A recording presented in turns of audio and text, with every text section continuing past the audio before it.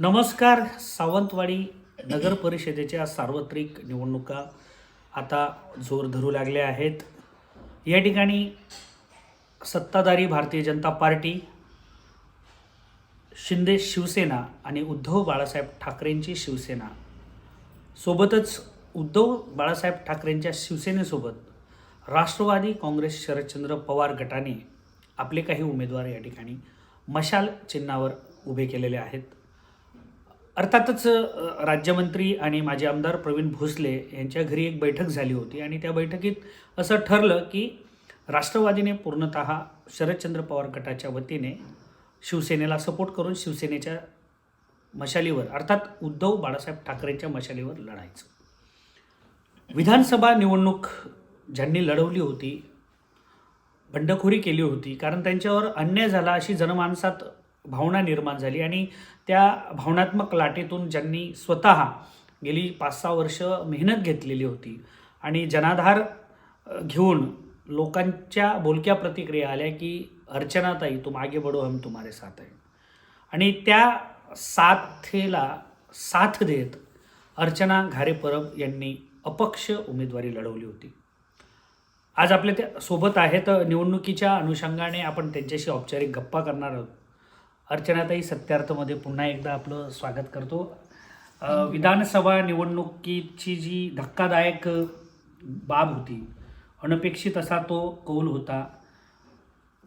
त्याच्यानंतर राहुल गांधीजी असतील किंवा राज ठाकरे असतील किंवा उद्धवजी असतील यांनी सातत्याने मत चोरीला गेले, मतपेट्या या हॅक केल्या गेल्या, कुठेतरी EVM सेट केले गेले असे आरोप आजही होत आहेत. आत्ताच्या क्षणाला तुम्ही ह्या निवडणुकीमध्ये ते होणार की नाही किंवा कसे होईल ह्या घटनेकडे कसं पाहतात? आता आपण सावंतवाडीमध्ये बघतोय की राज्यामध्ये आणि केंद्रामध्ये जे एकत्र काम करतायत ते दोन्ही एकमेकांसमोर उभे राहिलेत. म्हणजे या अगोदर त्यांनी जे संगनमताने चोरी केली आहे ती आता ते समोरासमोर राहून आता करणार आणि एकमेकांची चोरी कशी पकडून देता येईल याच्यावर त्यांचं काम चाललेलं आहे.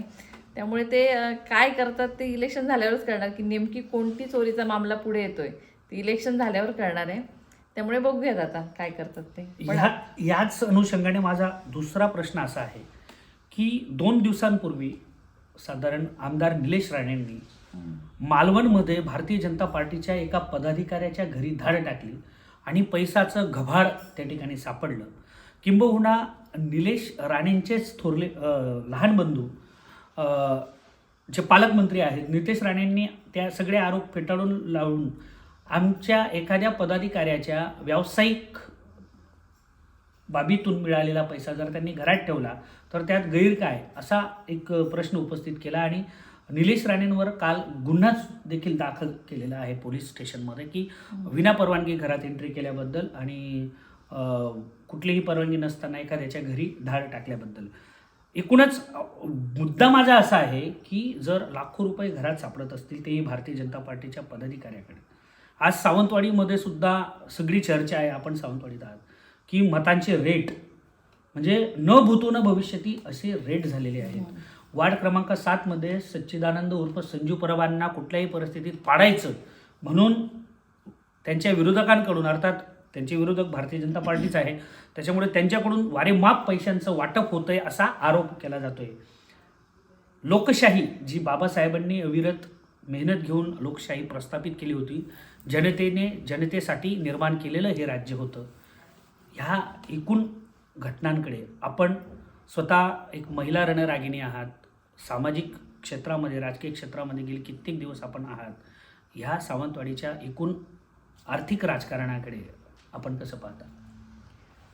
आता काही वर्षांपूर्वी म्हणजे आता विधानसभा झाली, लोकसभा झाली, हे सगळं म्हणजे पैशांवर राजकारण होतं असं दिसतंय. आता आपण रेट वाढलेला बघतोय. तुम्ही बोललात की म्हणजे दिवसागणिक रेट वाढतोय, एक तासाने रेट वाढतोय. काल 40,000चा आकडा ऐकलेला, आज तो अजून पुढे गेलेला आहे. काल 30चा होता, आज 42-45 चाललाय. तो मला वाटतं इलेक्शनपर्यंत 1 लाखापर्यंत पण जाऊ शकतो.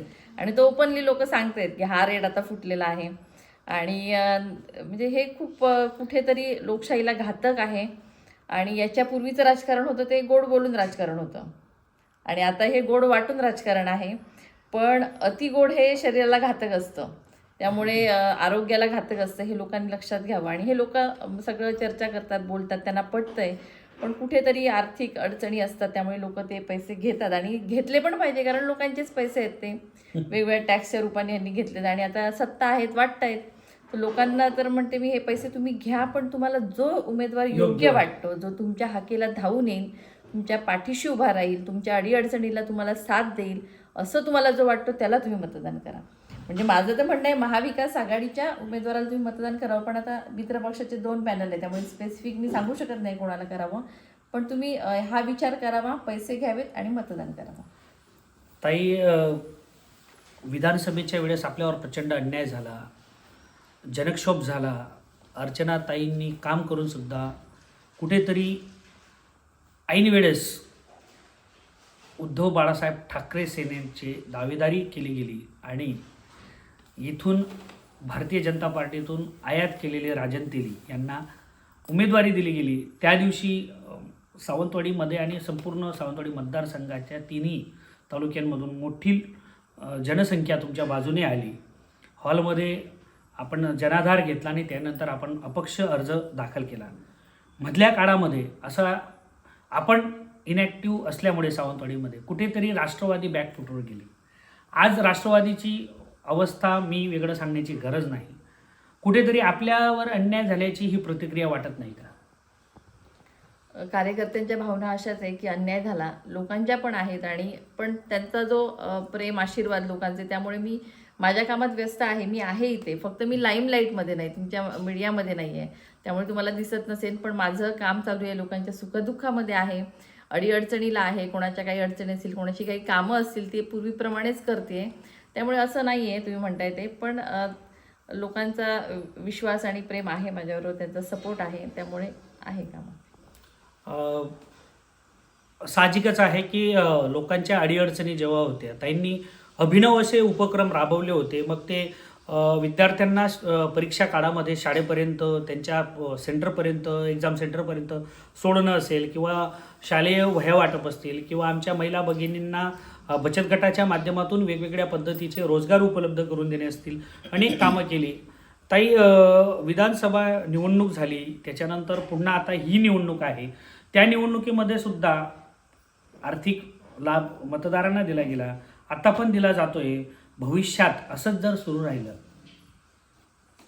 भविष्यात हीच जर मतचोरी किंवा अगदी संविधानाचे रक्षक असलेले वकील लोक, संविधानाचा आपल्या भारतीय सर्वोच्च न्यायालयाचे न्यायाधीश असलेल्या व्यक्तीवर, अर्थात सरन्यायाधीशांवर, भूषण गवई साहेबांवर, म्हणजे अगदी त्यांची गनिमा मलिन करण्याचा सुद्धा सत्ताधारी आणि त्यांचे जे समर्थक आहेत त्यांच्याकडून केला गेला आहे. हे सगळा जो चित्र आहे, हे कुठेतरी आपण भारतीय संविधानाचा आणि भारतीय लोकशाहीचा अपमान करत नाहीत का? 100% संविधानाचा अपमान आहे हा, भारतीय लोकशाहीचा अपमान आहे हा, आणि हे कुठेतरी थांबणार, कारण प्रत्येक गोष्टीला कुठेतरी रेझिस्टन्स लेवल असते. आणि हे आता लोकांना हे पटत नाही आहे, कारण बघतो आपण जिथे अतिरेक झालाय त्या ठिकाणी लोक रस्त्यावर उतरून त्यांनी, आता श्रीलंकेतली गोष्ट म्हणा किंवा ह्या सगळ्या घटना इथे भारतात घडू शकतात, जनक्षोभ बाहेर आलेला आहे. त्यामुळे हे सॅच्युरेशन होणार, म्हणजे कुठेतरी ते थांबणार, 100% थांबणार, कारण लोकांना विकास हवा आहे, आपल्यासाठी लढणारा माणूस हवा आहे, आपल्या पुढच्या मुलांच्या फ्युचरच्या दृष्टीने काम करणारा माणूस हवा आहे. पण तशी व्यक्ती नुसते पैसे वाटून काय राजकारण करणार पुढे सांगा? परत ते 5 वर्ष ते रिकवर करणार, परत माझे पैसे एवढे गेलेत, आता मला ते कमवायचे. हा, तर मग ही मेंटॅलिटी घेऊन आज राजकारणात उतरण्याचा कल दिसतोय. पण जे खरोखर काम करायला उत्सुक आहेत, ज्यांना खरोखर माझ्या भागासाठी काम करायचंय, असे तरुण मंडळी पुढे आले पाहिजेत, अशा महिला पुढे आल्या पाहिजेत, तर आपल्या मुलांचं फ्युचर चांगलं होईल. शेवटचा आणि एक महत्त्वाचा प्रश्न, आपण या भागात खूप मोठा जनसंपर्क मिळवला, खूप लोकांच्या लाडक्या ताई आपण आहात, खूप लोकांनी आपल्याला भरभरून प्रेम दिलं, आपणही लोकांच्या सुखदुःखात आजही सामील होतात. कुठे लग्न असेल, कुठे दुर्घटना घडली असेल, कुठेतरी संवेदना जपण्यासाठी आपण सातत्याने या भागामध्ये फिरत असतात. आजच्या क्षणाला निवडणूक आहे, म्हणजे उद्या निवडणुका, परवा मतदान करणार आहेत. मतदारांना तुम्ही अर्चना घारे परब म्हणून आणि राष्ट्रवादीची सक्रिय एक कार्यकर्ती पदाधिकारी म्हणून काय मतदारांना आवाहन कराल? मी मगाशीच सांगितलं तुम्हाला की मतदान सगळ्यांनी 100% करा, हा आपला हक्क आहे. पण जे पैसे दिलेत त्यालाच मतदान करा असं म्हणणार नाही. तुम्ही जे तुम्हाला योग्य उमेदवार वाटतो त्याला तुम्ही मतदान करा. पैसे घ्या, हे तुमचेच आहेत, पण मतदान तुमच्या हाकेला धावून येणाऱ्या माणसाला, व्यक्तीला, महिलेला करा, असंच माझं म्हणणं आहे. अर्चनाताईंचा जो सल्ला आहे तो मतदार नक्कीच विचार करतील, कारण अर्थकारण हे खूप मोठ्या प्रमाणावर सुरू आहे. मतांचे रेट पाहून आपल्या पायाखालची वाळू सरकेल अशा पद्धतीचं या ठिकाणी वातावरण आहे. पण एक गोष्ट लक्षात घ्या, ही श्रीदेव पाटेकर, श्रीदेव उपरलकरांची भूमी आहे. अति तेथे माती, आणि ज्यांनी जोपासली नाती त्यांना न्याय देणारी ही भूमी आहे. ह्या भूमीमध्ये दूध का दूध, पाणी का पाणी 3 तारखेला होणार आहे. पण तोपर्यंत ही जी लोकशाही घातक करण्याचं षडयंत्र जे राजकीयदृष्ट्या घातक आहे ते रचतायत, त्यांना श्रीदेव पाटेकर, उपरलकर सुबुद्धी देव, एवढीच देवांचरणी प्रार्थना करतो. मी रुपेश पाटील, व्हिडिओ जर्नलिस्ट साबाजी परबसह सत्यार्थसाठी सिंधुदुर्ग सावंतवाडी.